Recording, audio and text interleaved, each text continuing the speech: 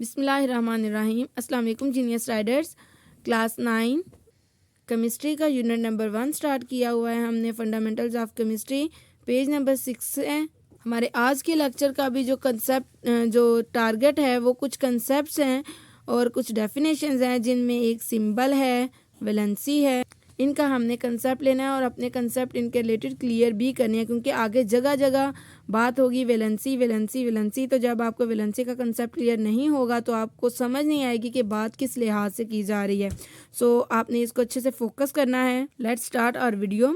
Elements are represented by symbols. Element को symbol से represent किया जाता है, which are abbreviations for the name of elements. अब जो एब्रीवेशंस हैं, मतलब हम जगह जगह पे पूरा नाम नहीं लिखेंगे, हम उनके सिंबल, उनकी निशानियां रख लेंगे।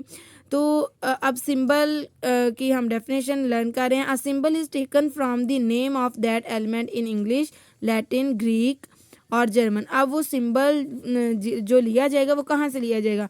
वो उस एलिमेंट के नेम से लिया जाएगा, जो नेम हो सकता है उसका इंग्लिश में, लैटिन में, लातीनी ज़बान में, ग्रीक यानी यूनानी ज़बान में, या जर्मन ज़बान में। उसका जो भी नेम है उसका फर्स्ट लेटर ले लेंगे। It is if it is one letter, अगर हम वन लेटर ले रहे हैं तो इट विल बी कैपिटल। तो अगर हम एक लेटर का सिंबल ले रहे हैं तो वो कैपिटल होगा। जैसे हम हाइड्रोजन का एच लेते हैं तो वो देखिए कैपिटल होता है, और नाइट्रोजन का एन लेते हैं तो वो नाइट्रोजन का एन जो है वो कैपिटल है। एंड कार्बन के लिए हम लेते हैं सी, वो भी कैपिटल है। अगर हम किसी जो है एलिमेंट के दो लेटर ले रहे हैं तो उसमें से फर्स्ट कैपिटल होगा, देन नेक्स्ट स्मॉल होगा। In case of two letter symbol only first letter is capital.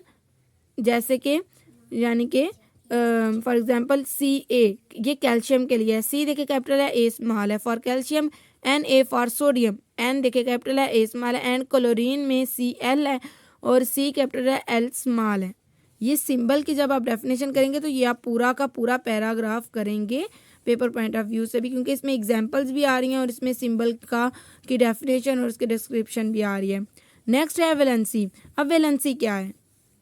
अब ये वैलेंसी क्या है, पहले इसकी ज़रा डेफिनेशन पढ़ते हैं, फिर मैं आपको इसको समझाती हूँ। It is combining capacity of an element with other elements. It depends upon the number of electrons in the outer most shell.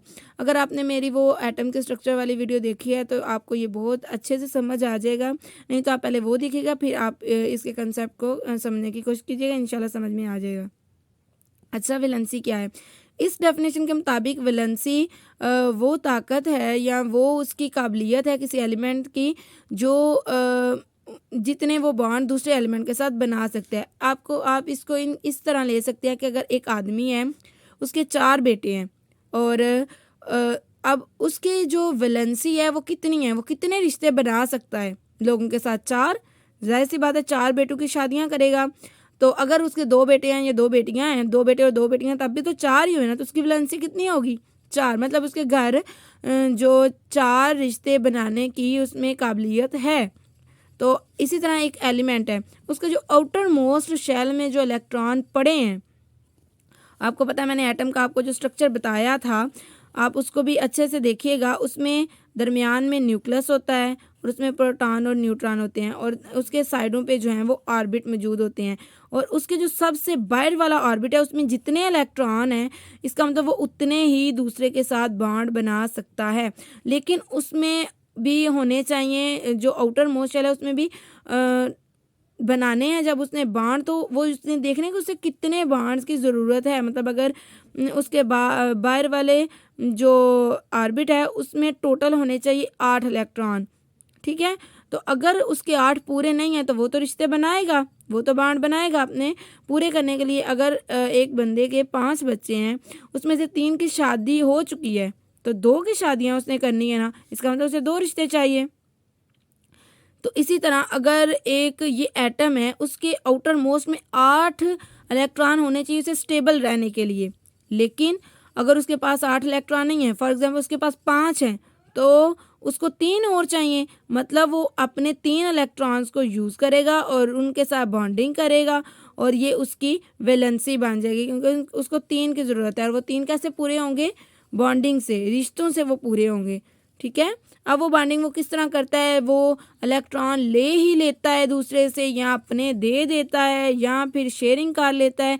इन सब सूरतों में बनेगा बॉन्ड ही बनेगा, एक रिलेशन ही, रिश्ता ही। तो उसकी काबिलियत डिपेंड कर रही है उसकी वैलेंसी उसकी वैलेंसी डिपेंड कर रही है उसकी काबिलियत पे कि वो कितने बॉन्ड्स बना सकता है, उसको कितने रिश्तों की ज़रूरत है। आई होप कि आपको ये क्लियर हो गया होगा कंसेप्ट। अब मैंने आपको 3 तरीके बताए हैं जिस तरह से वो अपने जो है आउटर मोस्ट शेल के इलेक्ट्रॉन जो है वो पूरे कर सकता है। या तो वो ज़्यादा इलेक्ट्रॉन दे दे, या फिर वो किसी और से ले ले अपने पूरे करने के लिए, या फिर वो शेयरिंग कर ले। अब ये 3 तरह के जब तरीके इस्तेमाल करेगा तो बॉन्ड भी 3 तरह के ही बनेंगे।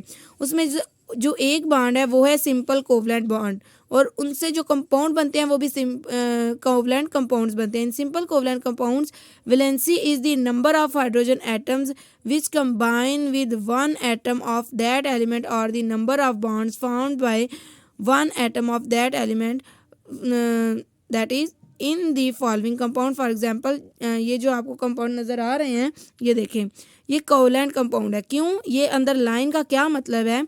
लाइन का मतलब ये है कि ये देखें, ये क्लोरीन है। क्लोरीन का जो आउटर मोस्ट शेल है उसमें 7 इलेक्ट्रॉन है। ये जो मैंने इधर लिखे हैं 1 2 3 4 5 6 7, और हाइड्रोजन में जस्ट एक है। हाइड्रोजन को स्टेबल होने के लिए चाहिए 2। ये रूल हम अगले लेक्चर्स में पढ़ेंगे कि इसको 2 क्यों चाहिए और इसको चाहिए 8। रूल ये है कि यहाँ 2 होंगे तो एटम जो है वो स्टेबल होगा, या 8 होंगे तो स्टेबल होगा। अब इसके लिए ये इजी है कि ये किसी के साथ शेयरिंग कर ले 1 इलेक्ट्रॉन की, ताकि इसके 2 पूरे हो जाएंगे। ये शेयरिंग कर लेता है इन 2 इलेक्ट्रॉन्स की, अपना 1 इलेक्ट्रॉन और दूसरे का भी 1 इलेक्ट्रॉन। तो ये शेयरिंग, अगर मैं इन 2 को लूँ हाइड्रोजन के लिहाज से तो ये 2 इसके हो गए, तो इस तरह हाइड्रोजन स्टेबल है। और अगर इन 2 को अब मैं क्लोरीन के लिहाज से लूँ तो अब क्लोरीन के कितने हैं, 1 2 3 4 5 6 7 8, तो क्लोरीन के 8 हो गए, तो ये भी स्टेबल है। और ये जो शेयरिंग का बॉन्ड बनता है ये होता है कोवलेंट बॉन्ड, और इसको एक लाइन से रिप्रेजेंट करते हैं। इसी तरह हाइड्रोजन और ऑक्सीजन के दरमियान भी जो बनता है, हाइड्रोजन के पास मैंने अभी आपको बताया 1 बॉन्ड होता है, 1 इलेक्ट्रॉन होता है, और ऑक्सीजन के पास मौजूद होते हैं 6, और यहाँ पे भी 1। अब उसने क्या किया कि अपने 1 इलेक्ट्रॉन के साथ 1 हाइड्रोजन का बॉन्ड इलेक्ट्रॉन शेयर कर लिया, 1 बॉन्ड इधर 1 बॉन्ड इधर। इसमें हाइड्रोजन के भी 2 बॉन्ड पूरे हो गए, और ऑक्सीजन के देखते हैं 8 पूरे हुए हैं या नहीं।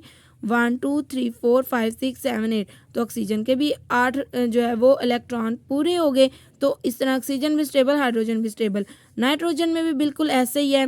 नाइट्रोजन में 5 इलेक्ट्रॉन्स मौजूद होते हैं, ये देखें, और ये इसके 5 हो गए, और हाइड्रोजन का हमें पता है कि 1 इलेक्ट्रॉन होता है।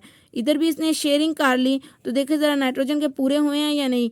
1 2 3 4 5 6 7 8 नाइट्रोजन के पूरे हो गए, और देखें अगर 1 करके देखें तो हाइड्रोजन के भी ये 2 बॉन्ड पूरे हो गए, और हाइड्रोजन भी स्टेबल हो गया।